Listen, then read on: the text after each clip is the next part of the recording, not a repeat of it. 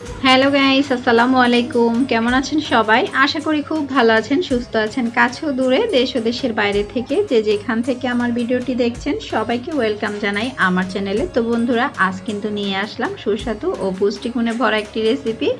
আর এটা হচ্ছে সজনে পাতার ভর্তা, যার কোনো গুণের শেষ নেই।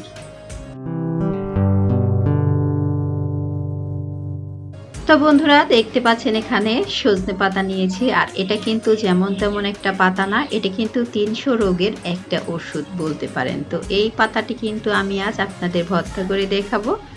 এখানে কিন্তু পাতাটা ধুয়ে পরিষ্কার করে নিয়েছি আমি বেছে। আর এই তো এখানে পেঁয়াজ, রসুন আর শুকনো মরিচ কিছুটা নিয়েছি। এখন কিন্তু চুলায় বসিয়ে দিয়েছি। আর দিয়ে দিলাম এখন খাঁটি সরিষার তেল। আর এই সরিষার তেলে ভর্তাটা করলে কিন্তু দুর্দান্ত হয় খেতে বন্ধুরা। আর আমার মতো এইভাবে কারা কারা করতে চান তারা কিন্তু করতে পারেন। এই ভর্তাটা গরম ভাতের সাথে হয় অসাধারণ খেতে। আর এর তো পুষ্টির কোনো শেষই নেই। তো এর পুষ্টিগুণের কথা যদি বলতে যাই তাহলে কিন্তু হয়ে যাবে ডাক্তারি চিকিৎসা। তো যাই হোক বন্ধুরা, এখানে কিন্তু এখন আমি এই যে পেঁয়াজ রসুন হালকা করে ভাজার পর দিয়ে দিচ্ছি এখন সজনে পাতাটা।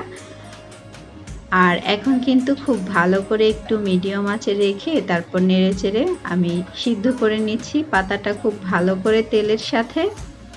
আর এই তো এই পর্যায়ে কিন্তু দেখতে পাচ্ছেন পাতাটা আমার ভাজা হয়ে গেছে। তো এখন কিন্তু চুলা থেকে নামিয়ে নিচ্ছি। আর এই তো শিলপাটায় এখন কিন্তু বেটে নিব পাতাটা।